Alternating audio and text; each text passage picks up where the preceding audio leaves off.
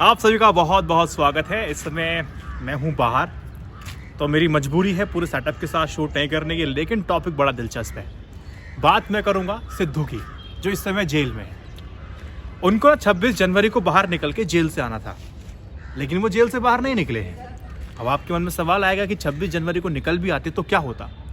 अगर आपकी याददाश्त को मजबूत है तो आपको बिल्कुल याद होगा कि सुप्रीम कोर्ट ने कहा था कि आप कई साल पहले हुए आपके द्वारा जो दुर्घटना घटित हुई थी उसके लिए आप दोषी पाए गए और आपको 1 साल तक जेल के अंदर रखा जाएगा।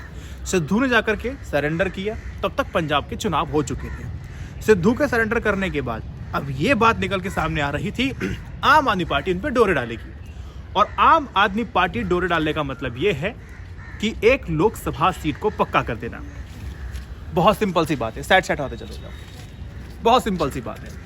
अब इसी में देखा जा रहा था कि 26 जनवरी को अगर सिद्धू निकलते हैं तो वो आम आदमी पार्टी से जुड़ेंगे और एक लोकसभा सीट आम आदमी पार्टी के लिए बिल्कुल सुसज्जित कर देंगे, लेकिन ऐसा नहीं हुआ। और पूरी उम्मीद मुझे इसीलिए भी लग रही थी कि सिद्धू जो है वो बाहर 26 जनवरी को आ जाएंगे, क्योंकि भारत जोड़ो यात्रा जिसको हेड कर रहे हैं राहुल गांधी, मतलब पंजाब से भारत जोड़ो यात्रा जब निकल रही थी तो सिद्धू आएंगे, कहाँ जाएंगे, कहाँ तक जाएंगे, इसकी पूरी पर कथा और परिकल्पना पहले ही कर ली जा चुकी थी। कहाँ जाना है, कितना जाना है, सिद्धू के साथ कहाँ तक जाना है, इस सब की बात हो चुकी थी। लेकिन और ऐसा कुछ हो नहीं पाया क्योंकि सिद्धू वहां से निकल के नहीं आ पाए थे जेल से। अब यहाँ पर दूसरा सवाल आता है, अब सिद्धू को 1 साल कब हो जाएगा, उनकी रिहाई कब होगी तो 19 मई को है।